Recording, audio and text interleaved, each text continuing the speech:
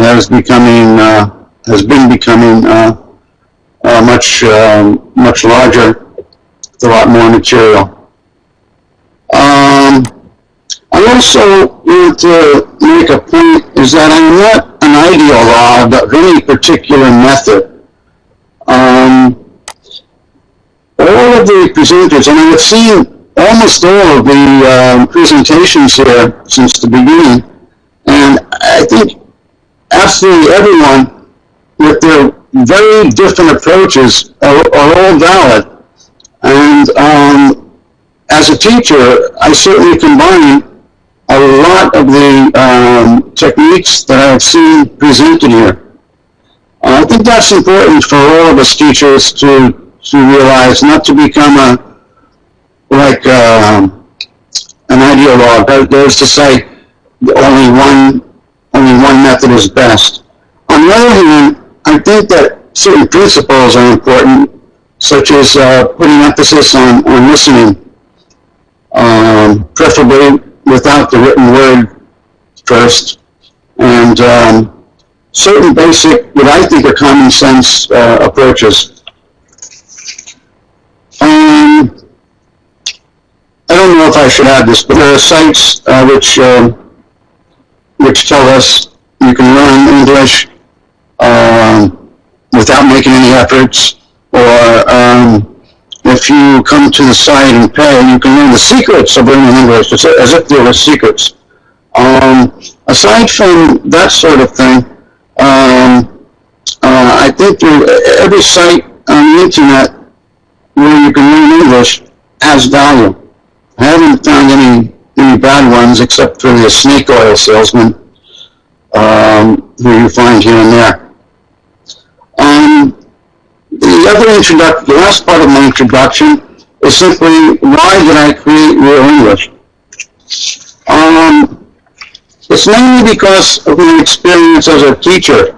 As I mentioned, we teach businessmen and technicians, and these people go to meetings in the States, and in Britain and other countries, and they would always prepare them for their conference or their business meetings, and they would come back and they would say things like, well, I could understand you, but I couldn't understand that Brit who was speaking so fast. And we got so much feedback like this. I said to myself, why don't we simply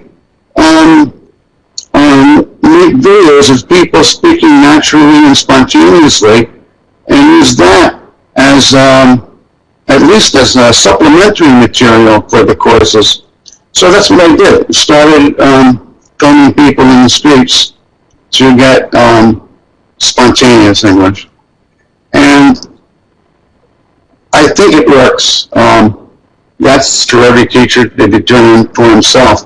There are many ways to use it, but that's simply why I created it. And I'm glad I did, because it's been a lot of fun. So the last part of the introduction, what is Real English? It's simply a spontaneous video that is organized according to lexical items and grammar structures and social functions, all the usual things that you find in the best-selling books from Morgan P. or Pearson, for example. I did that on purpose because I knew we were going to be using it as supplementary material in our own school, and I figured that that would probably be the case with a lot of teachers. So it's set up so that if you're doing a lesson in your regular textbook about introducing people, then you'll find the corresponding Real English version of that particular function, for example. That's it for the introduction. We can go to the PPT. Let me see if I can find it now.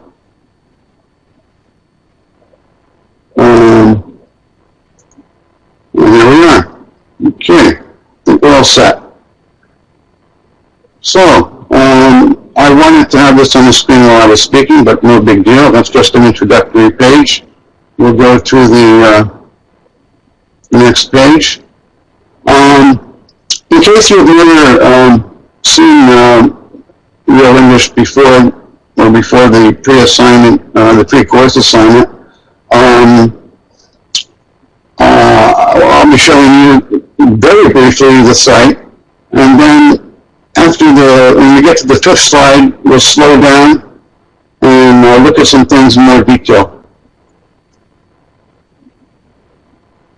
And I'll also explain a little bit about how I try to make the site attractive, from a pedagogical point of view, at least. I've already gone through all of this in my introduction. The point here is the idea of spontaneity and why I think it's important. We'll get to that later on. I'm going directly to the next slide. I just want to show you a little bit about what the site looks like. This is the main lesson page where you can choose a lesson. There are now about 60 lessons, and each lesson has between 10 and 30 quizzes in it, and each quiz has between 1 and 20 questions. So there's a lot of material to work with. I never figured out how many hours it would take a beginner to do the whole thing, but there's quite a bit of stuff. Both stuff from back in the 90s and stuff that we filmed last year. It's a hodgepodge of high definition and low definition video since we started so early. My business model, as you can see, is simply having AdSense ads from Google in order to make a living, because this is all I do nowadays. Okay, go to the next slide.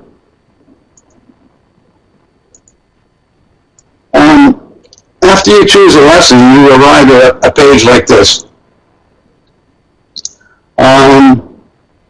This one is more of the French-like. We asked the question about 5 different nationalities, and in my opinion, they all came out pretty well, because everyone has opinion. Everyone has an opinion, no matter how silly or how good it might be. On this lesson page, you can see on the left there, some videos on the top left. There are some videos that have long versions for more advanced students, and others that have short versions. I wanted to make this accessible to beginners and pre-intermediate students, so I used the short version of the video for this lesson.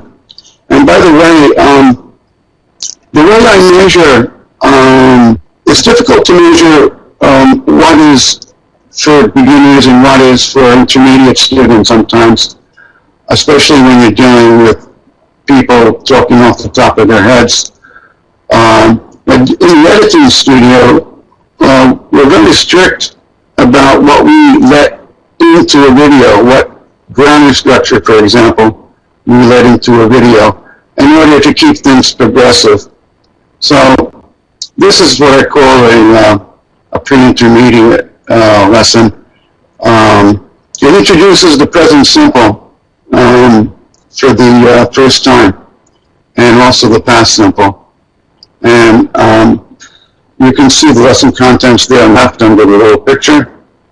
And then on the bottom left, you can go directly to an exercise or a quiz. Those are all links that go directly to the exercises. Of course, in the middle we have our regular version of the video, that's to say without any subtitles, and also the subtitled version. And there are quite a few that include pictures with them. Sometimes the pictures are separate videos, as you might have already seen.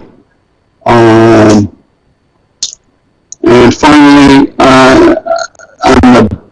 on the bottom right, there's always a little note for the teachers giving background on something I thought that was interesting about the video or how it was made. Okay, next slide. This is the one that was the part of the pre-course assignment. By the way, that reminds me, I was blown away when I saw all of the people who did the pre-assignment activity. That was really cool to see all of those replies. What I want to, since you've already seen this, what I want to ask now, and you can answer by, I don't know, putting your hands up or using one of those icons. How many teachers out there would have a problem either with their students or with the administration of their school if they had to deal with same-sex marriage? If you have a problem, please put up your hand or some such, make a, or an icon. No, there's an icon.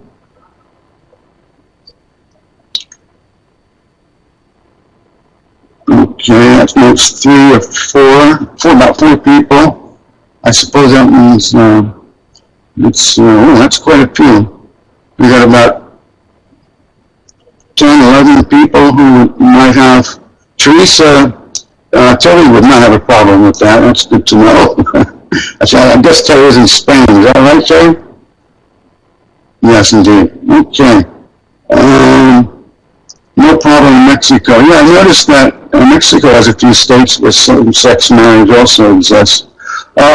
This is kind of interesting simply because the definition of marriage has changed during the life of real English. And this is the fourth time I've changed definition of what married means.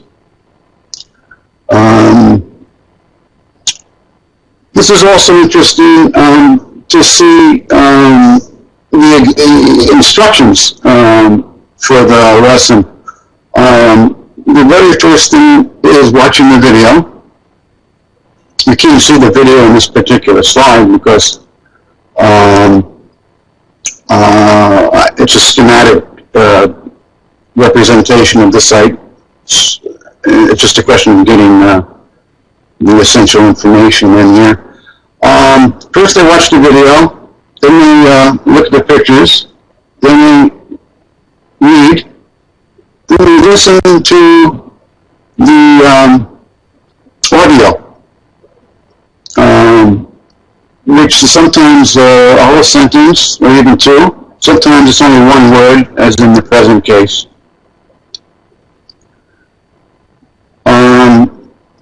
And then you can also see the record Java applets. And although I think it's extremely useful, I'm not sure if people use it. I'm not sure. I'm not using it on my new mobile version of Real English because it's simply not technically possible. But I think it's important to figure out some way to make the students speak when they're on their own without a teacher. Because a lot of teachers give these lessons as homework or a few exercises as homework. And I just hate the idea of a poor student being there on his own and never even having the possibility of speaking and listening to the correct pronunciation and comparing it. So with this little Java applet, you can, the student can record himself if he's motivated, and go back to the left, the audio file, click on that, and then go back, record, listen to himself, etc., etc. At least he has the possibility to speak. Before reading this slide, those of you who are in cultural situations where same-sex marriage is a problem, what would you do with this? Would you just skip it, or what? And is it because of adults or administrators, or is it because the kids, when you teach children and they're shy about, young kids of course would be shy about this stuff, I guess. Karen teaches marriages between man and woman. which is what I did until a few years ago. Anyone else have any reactions to this touchy problem? That sounds good, Francesca. Good. Fashion is a word in miniature, a world in miniature, we should be talked about to find a solution, yes. I'm also okay with any topic in the class, but I'm reticent to force it on my high school students. Okay.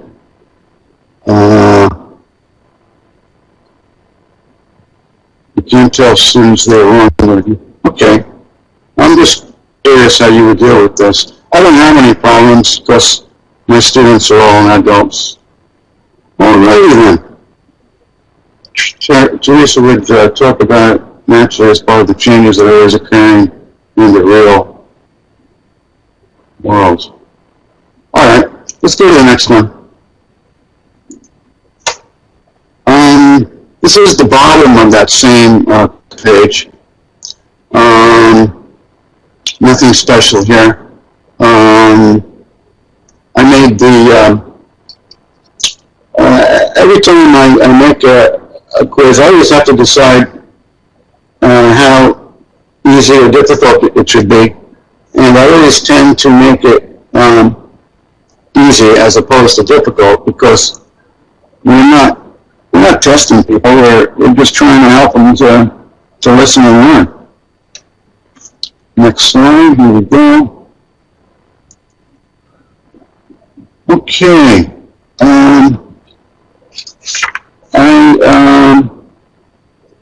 I already forgot YouTube. Let me go back to slide number, just a second.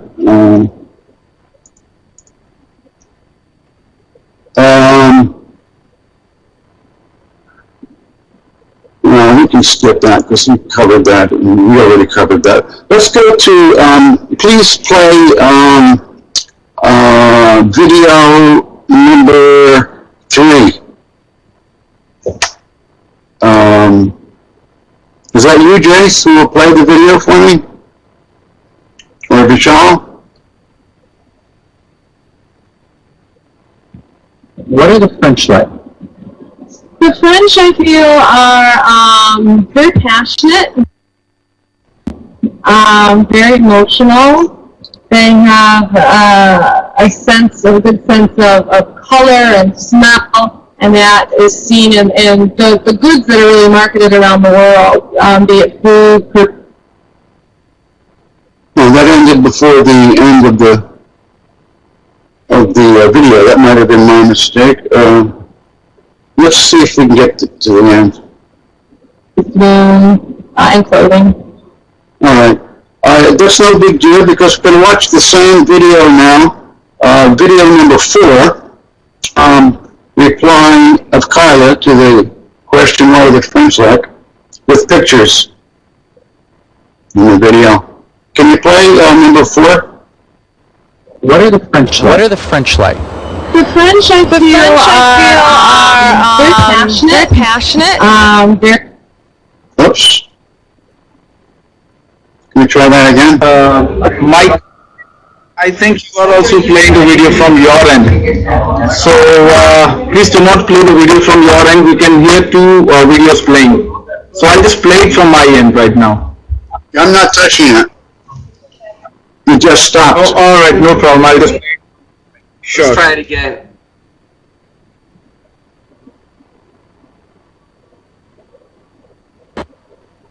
What are the French like? The French, I feel, are very passionate, very emotional. They have a good sense of color and smell, and that is seen in the goods that are really marketed around the world, be it food, perfume, and clothing. Did anyone notice anything strange about what she just said? Sorry about the echo. I'm using headphones and everything. I have no idea where it's coming from.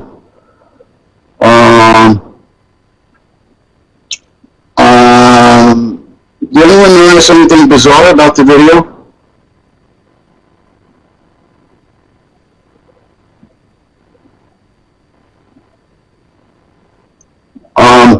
It's just that Kyla made a very small mistake in speaking English, which is covered. You'll see later how it is, how I deal with it. Please, let's go to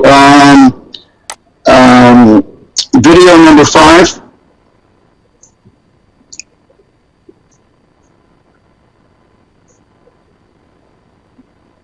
Is this video number 5? What are the French like? The French, I feel, are very passionate, very emotional. They have a good sense of color and smell, and that is seen in the goods that are really marketed around the world, be it food, perfume, and clothing. Keep the video as it is. Does anyone see how I dealt with the little mistake Kyla made? Anybody?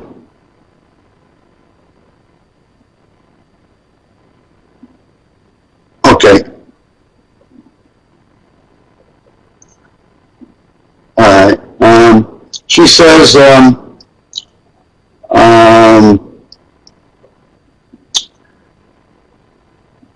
says, where there be food, perfume, and clothing. But after the word weather, after a list of names, you must use or. And not and. This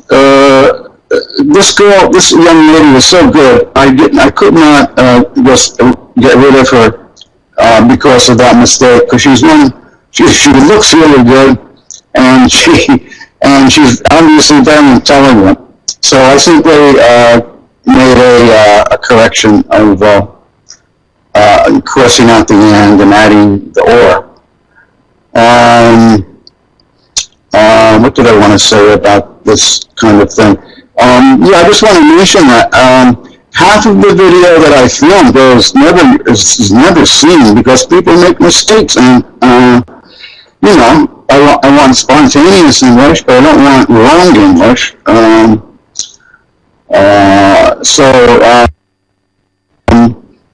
In the new mobile version of the site, I explain this in much more detail, and I also give examples of the structure, weather, and what can come after the word weather, and even made a special exercise just for that. If I ever do a presentation of Real English again, it will be about the new mobile site. Okay, let's move on. So we just saw the 3 versions. Those of you who have done the pre-course assignment, you know why I do that. I prefer listening first. One of you said it should be listening with pictures first and just throw out the one without pictures. Maybe you're right. I'm not sure.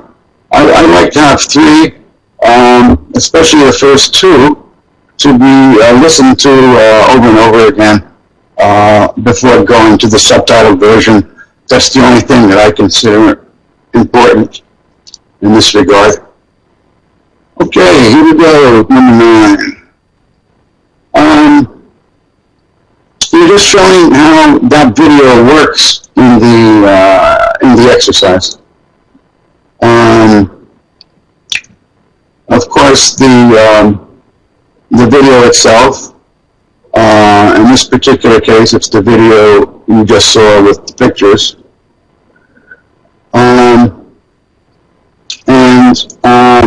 What we're going to do is we're going to go to the next slide and come back to this one because there's a message right here I'd like you to see.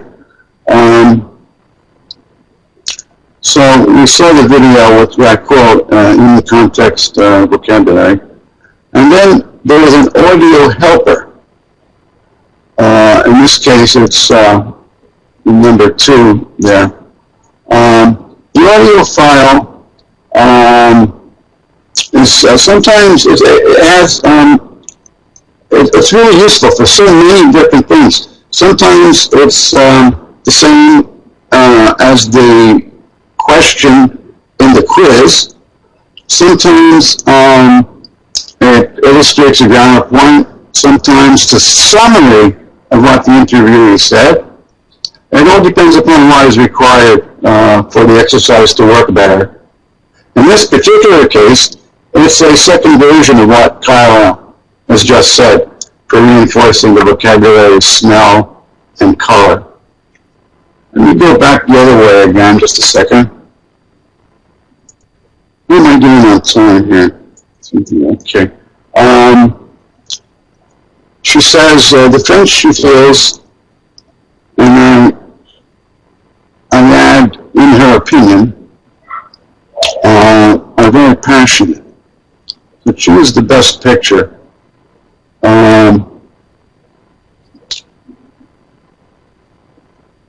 I chose that second picture in the list of 3 because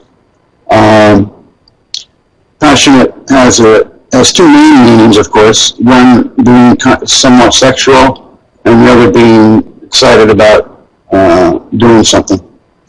So I contrasted that with the fact that you said emotional. So that the second question in this quiz is has the same pictures, and the correct answer being, by the way, what's the correct answer for question 1, and what's the correct answer for question 2?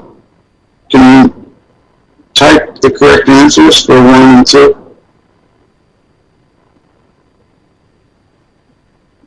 B and A, obviously. Thank you. Okay, let's go back where we were. Oh yeah, here's just a little detail.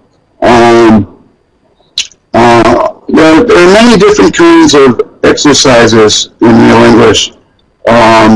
We just saw a multiple choice. This is a close or a fill in the blanks lesson, question, both of them.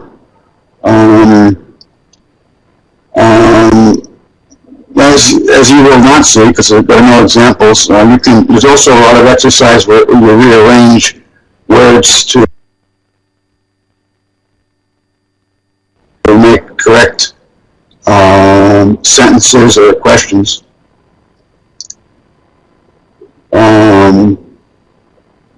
Yeah, okay. So as you can see, the pictures are useful not only in the presentation phase of the lesson, but also in the phase of asking for answers.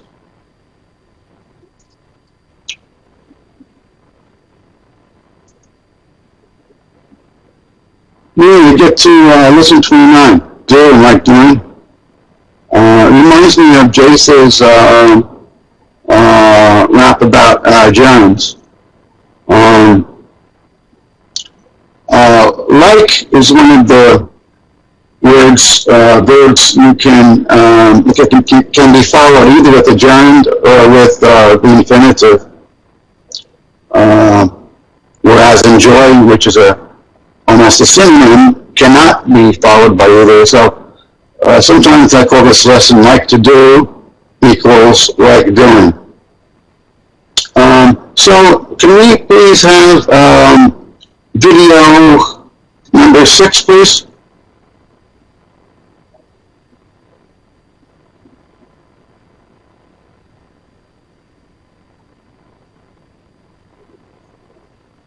What do you like to do for fun? That's a great question. That's a great question. I was just asking myself that the other day. I really enjoy nature, going for drives in like where the foliage is, or like hiking up in the mountains. Yeah, hiking in the mountains, getting in touch with nature, and I love going to the movies. And basically, the thing I like more than anything else is just sitting around with folks talking. That's what I like to do. Okay.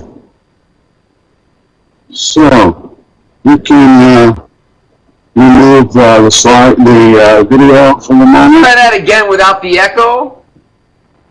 Vishal? Oh, we getting an echo? What a pain in the neck.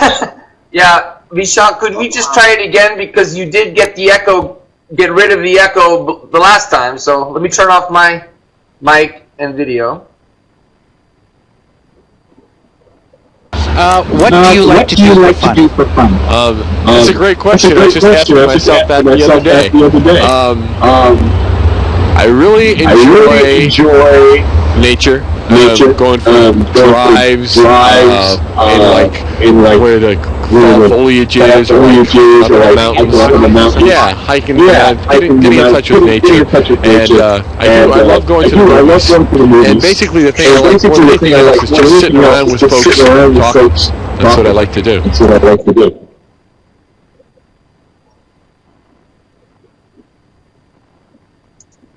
I have an idea.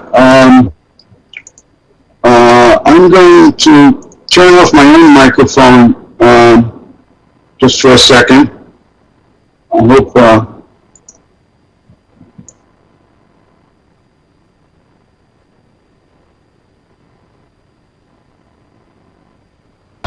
What do you like to do for fun?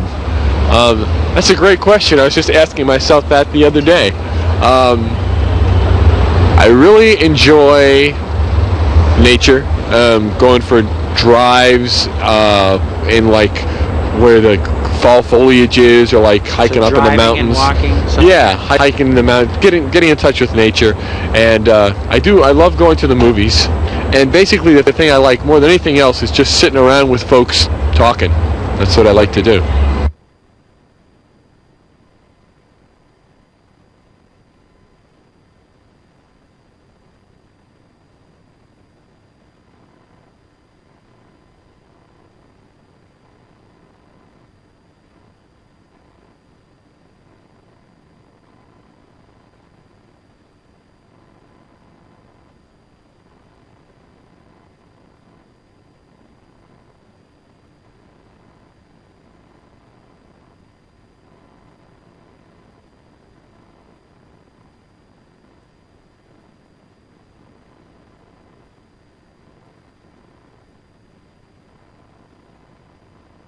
Mike, can't hear you. You're going to need to turn on the mic either up top or wherever you turned it off.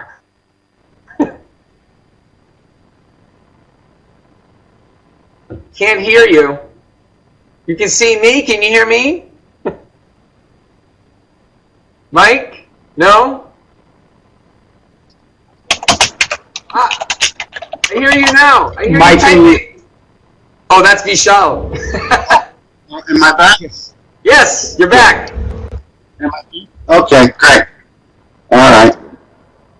Oh, thank God. Okay.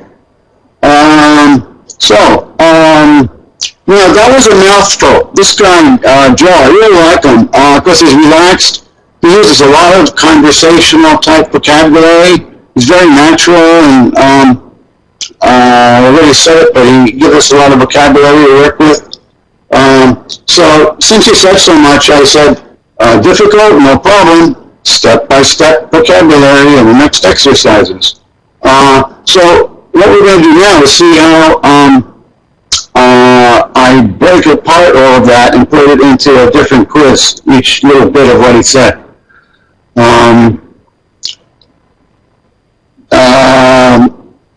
Let me go to the next slide. There is a audio. There is an additional. First of all, the first way I try to simplify Joe is to add an audio file, and we can't play the audio file here, but I'll just say what it is. If you click on that button, you'll hear he likes hiking in the mountains, going to the movies, and socializing. He doesn't use the word socializing, but when he says he likes sitting around and talking with folks, that is socializing. And if I go to the next slide,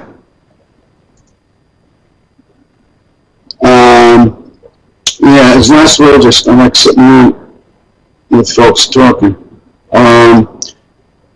If the student is not at a level where we can make that connection between sitting around with folks talking and the word socializing, that is to say, the answer which is correct, which has the word socializing in it, the student it'll become very clear in exercise number 5 of this lesson.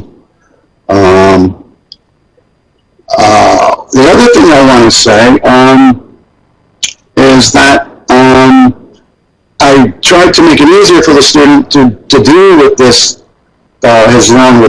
Joe's long response or reply by making this audio file which simplifies everything that we said. Okay, you can go to the next one. And of course, the pictures. In the video, we see Joe in socializing, one picture in the video, and then another picture in the exercise.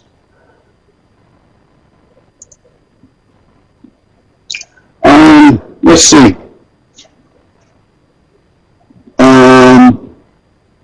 Okay.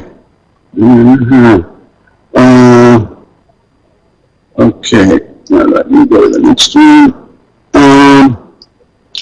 Now, we would like to see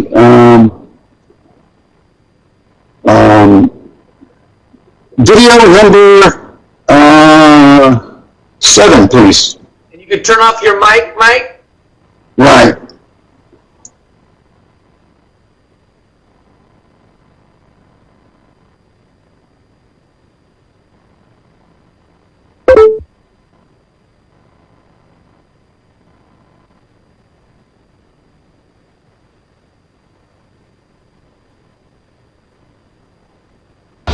What do you like to do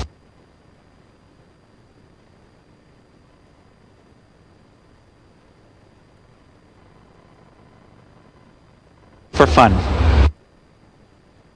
What do you like to do for fun? That's a great question. I was just asking myself that the other day.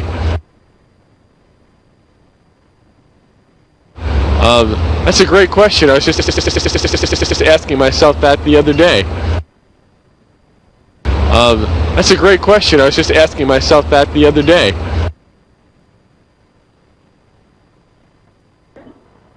Can you hear me again? Yes, you can hear me. Okay.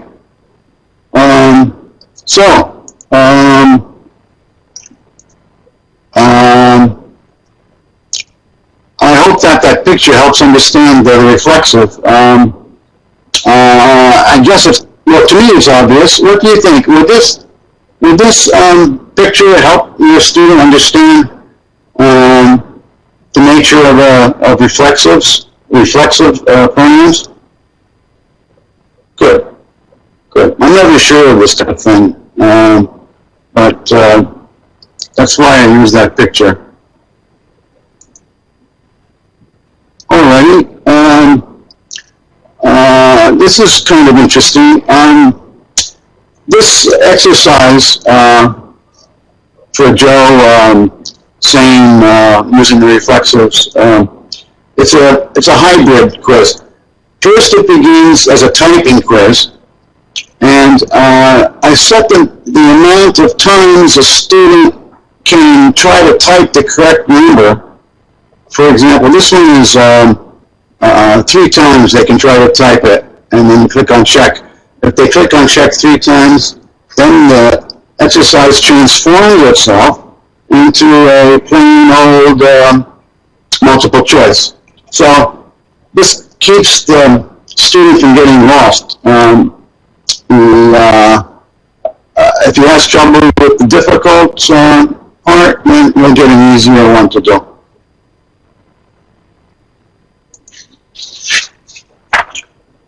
So, as we've already seen, I really like to combine a simplified dictionary type of definition with the pictures and the audio, as we've already seen. Let's have a look at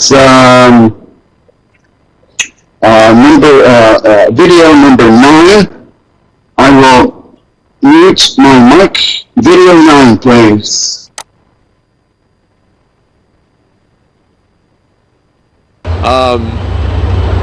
I really enjoy nature, going for drives in like where the fall foliage is, or like hiking up in the mountains. And walking, yeah, hiking in the mountains, getting in touch with nature.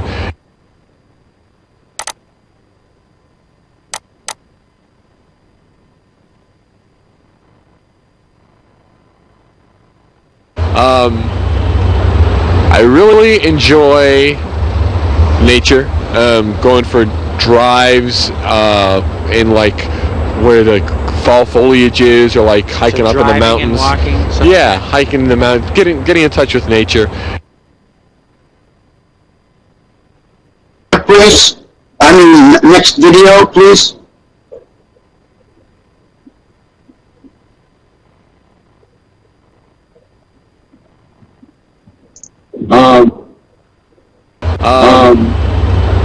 I really enjoy nature, going.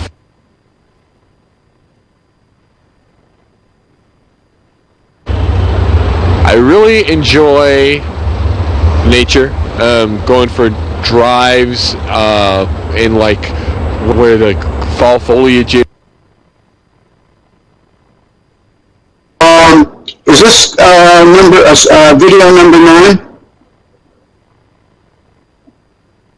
Hello? Is this video number 9? Yes? The video. Yeah, I played the video number 9. This is Vishal. I am playing the videos for you. Please, play. number 10, please. Please. Number 10. No problem, I'll play. Sure, I'll just go ahead and play the number 10 video.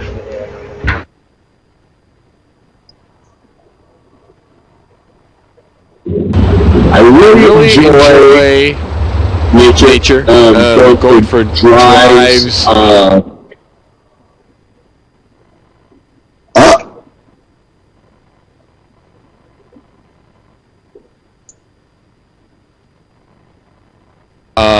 In like. Just bear with me for 1 or 2 minutes. I'm just uploading the video for a moment.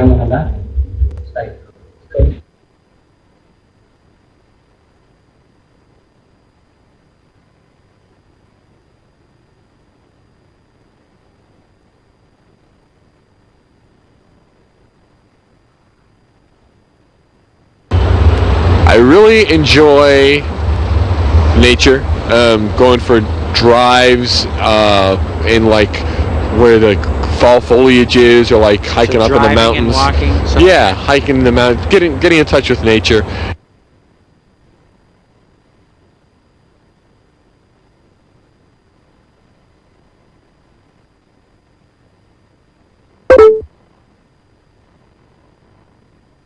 How can I get rid of that video there?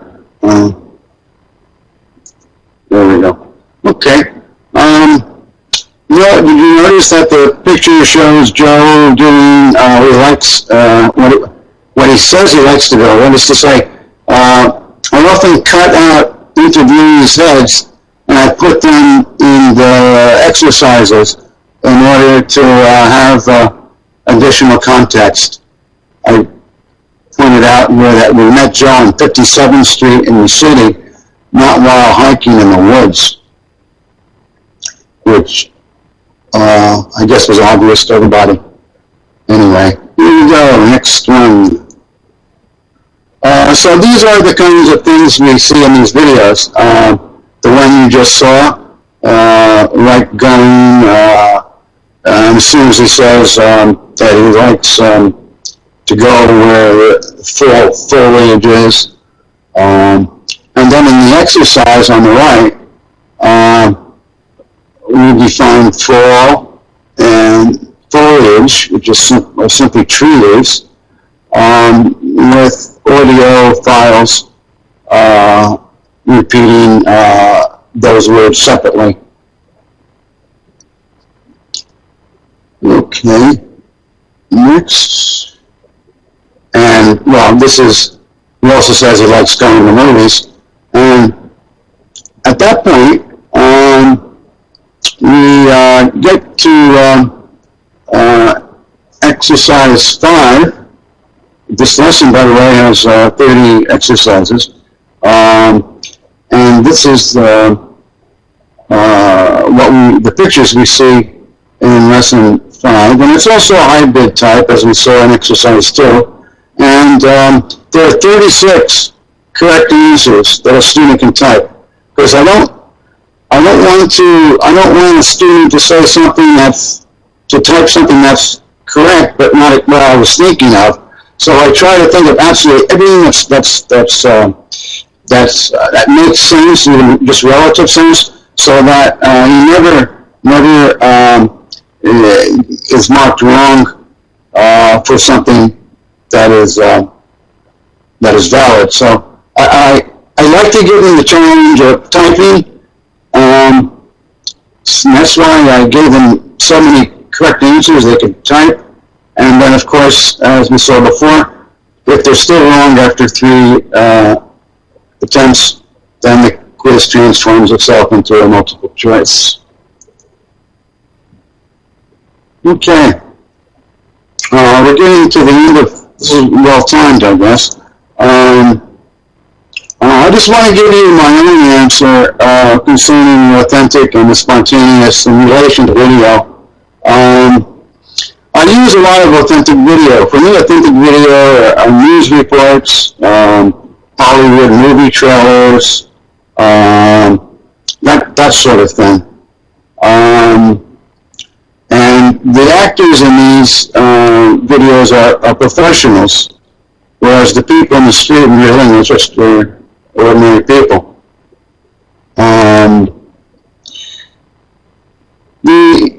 The notion of empathy comes up here. I don't know, in my opinion, a lot of students kind of empathize with the interviewees, the people on the street, simply because they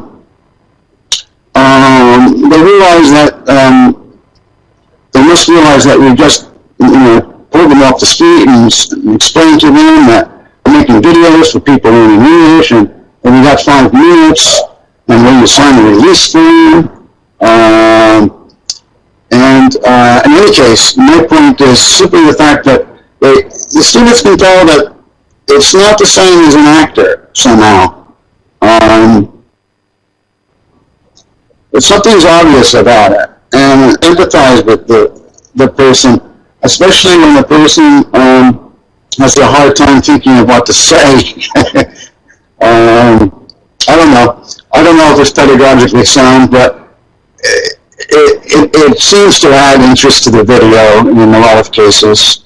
But I'm not saying that spontaneous video is better than authentic video. I'm just saying it's different, is all. There's some notion of empathy is involved, which people more intelligent than myself can figure out.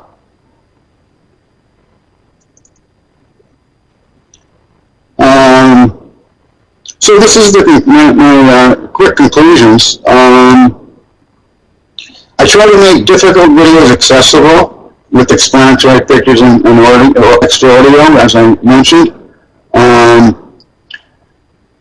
I wanted to mention that my so-called advanced students sometimes have problems spelling names of things, or especially when they talk to their business partners in other countries, they often cannot understand it when someone spells their own name, spells their name to my students.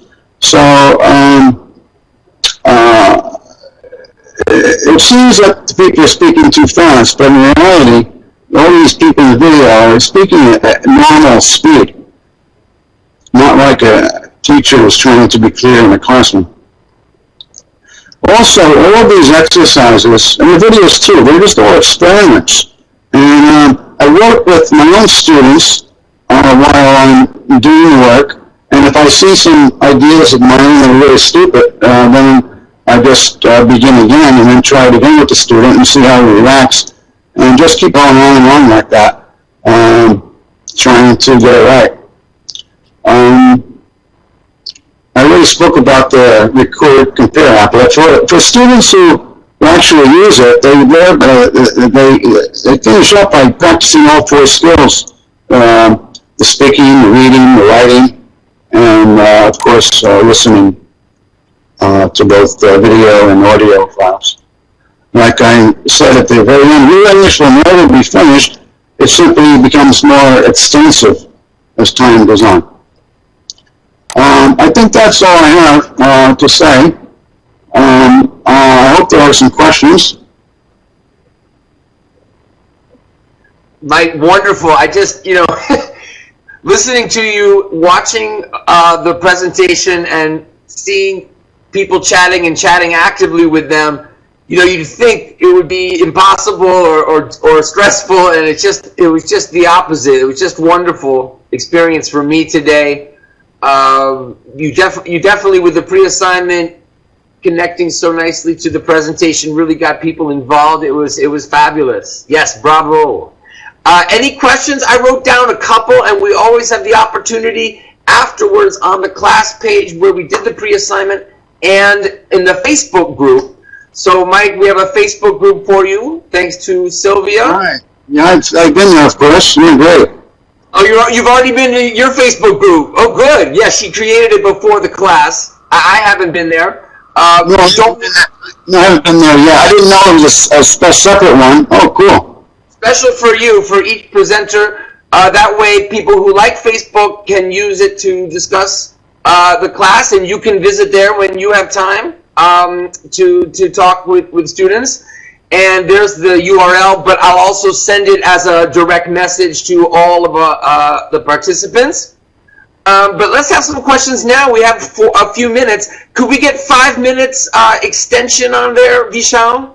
Vishal, by the way, big hand for Vishal. Vishal is the man. Vishal has really been great with working with us, and it's really wonderful to have this synergy happening now.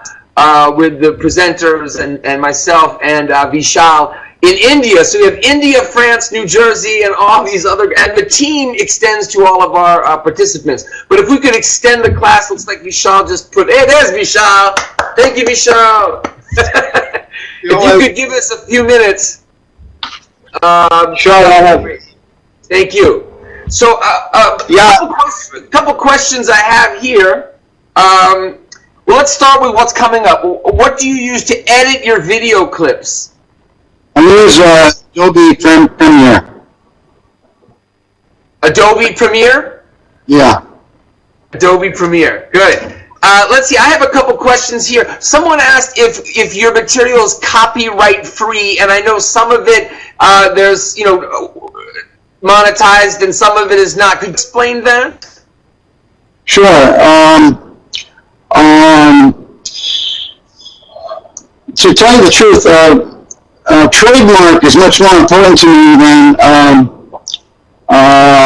copyright. I believe in allowing students to download from YouTube and using it however they want. The only thing I'm against is seeing people who capture the video and then put it on their own sites without giving me any credit. That's the only thing I don't like. And what I want to protect is the name Real English, because it's a cool name, and I have it trademarked in about 30 countries, because everyone is constantly using it.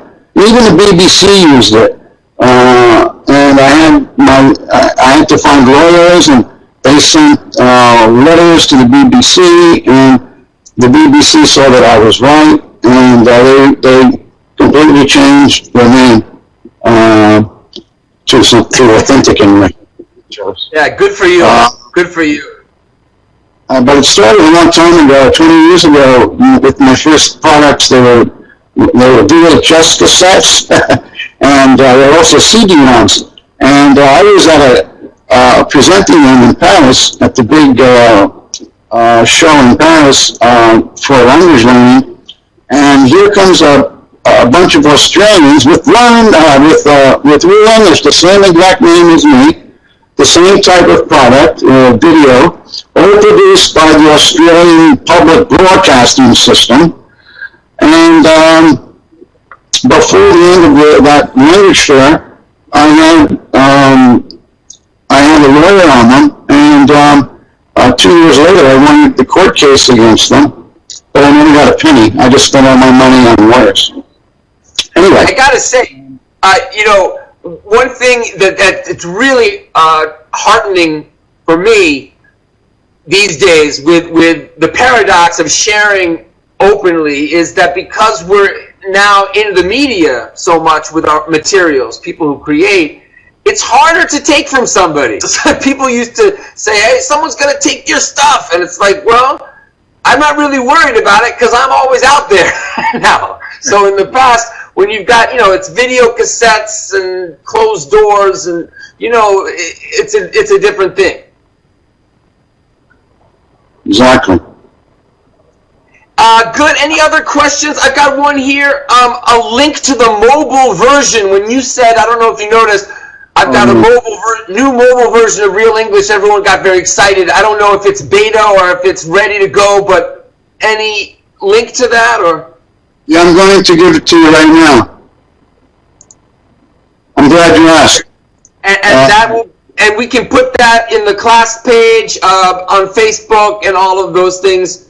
That's one of the great things about the Facebook chatting is we can share more links there. There it is. Great. And Jehan has been asking this question many times, so let's get to it. There can be trouble playing videos. I'm assuming it means in the class, without enough time, I think it was mentioned. And there is the option of downloading, but do you have any suggestions of how to use video if you have a short lesson? I'm sorry, I was reading American English Coach, and I didn't get the last part of that. Can you repeat that, Joyce? I'm sorry. It's a great question. It comes up a lot where teachers have very short periods, especially, in ministries of education, public schools, and they have their curriculum. And you and I both focus very much on using what we do as supplements. So certain grammar structure, function, collocation, so forth. But if the teacher doesn't have so much time, what would be a suggestion for if there's trouble playing videos in the classroom? Maybe after school, but not everybody has the ability to watch videos. Any suggestions? Well, there's a free solution and a paid solution. The free solution is to go to YouTube and share them. I'm sorry. If you capture it and bring it to a CD, I don't mind, as long as it's not used to make money. I prefer that people simply link to it on their website. If it comes to another website, they must just link to it and not capture it. But if it's just to use with their own students, they have my permission and they can ask me for it in a written form. They have my permission to use it with their own students, as long as they don't ask for money from the student or from anyone else, as long as it's free for use of anybody. I want to say, because I sometimes I feel a little bit funny when people say you're so generous, you're so generous. It's about generosity, but you should understand, since you're all teachers here too, and teachers are going to have more chance in the future, the near future, now is the future, to create materials and get them out there. It's about being generous, but it's also about getting known and being able to get a place in the future with marketing materials. So it's not just this altruistic thing, although that's what drives us, the passion to make it and to share it. But you can, think about that. If you try to charge for something, nickel and dime people, nobody's going to get a chance to see your work, and they're going to get turned off from it, especially these days. So my suggestion, if you're creative like Mike here, get to work on your stuff and share. Thank you. No, I agree. There's no point, I don't know. I'm not a very good businessman. There's no secret there. We're going to cut off. We're going to cut off. Oh, we got 5 more minutes. It's like on those game shows or something where the clock's going down. Sorry, good. Let's be mindful of the time, because these recordings keep ending like this. So we want to say goodbye, but we have 4 more minutes, so please keep going. I just want to mention that I do sell DVDs with student books and instructor's guide, which there's a link to them on my homepage. So I just wanted to answer that. There's another solution for when teachers lack access to the internet. There's the DVD solution. That's all.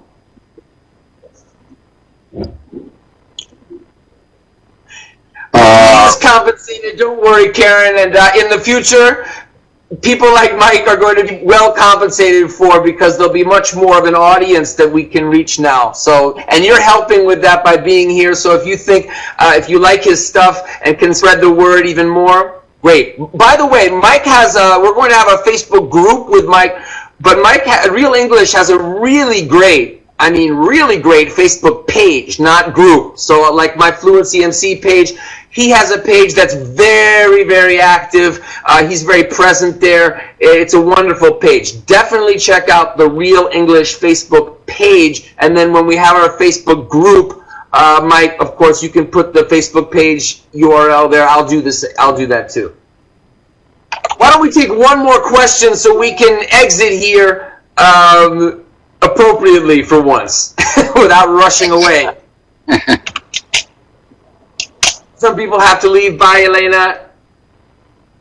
There's the Real English Facebook page. We'll post it in several places.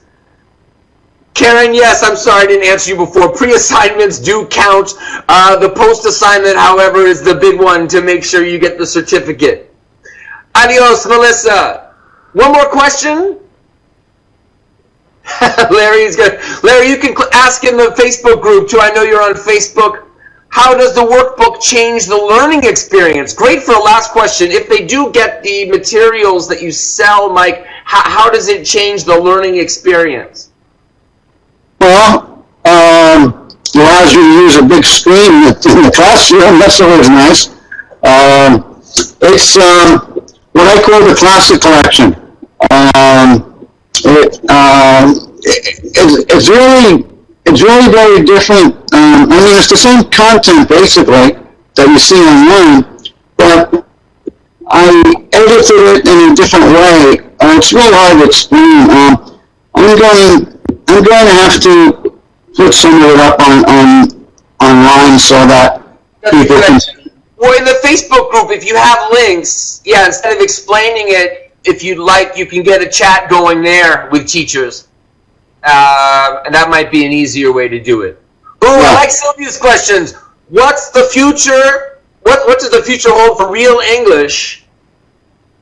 I'm just going to keep on doing the same thing.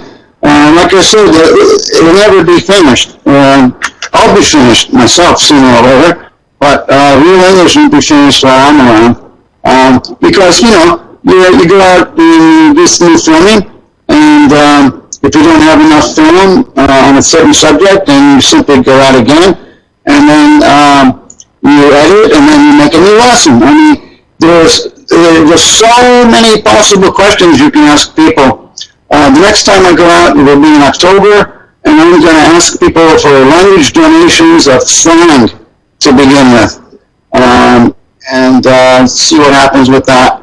I'm going to cut you off here because we're under a minute, and we can continue this on Facebook. Someone asked, Mike, could you put the information in WizIQ also, because they don't do Facebook? That's why we have both. We absolutely will. Mike, thank you so much. Mike is a mentor for me, so I'm so honored to have him here, and it was a wonderful class. Thanks to all of you who came. Hope you enjoyed it, Mike. Yeah, it was great. Thank you for your energy and your help, guys. Olga, Fatima, Larry, Sana.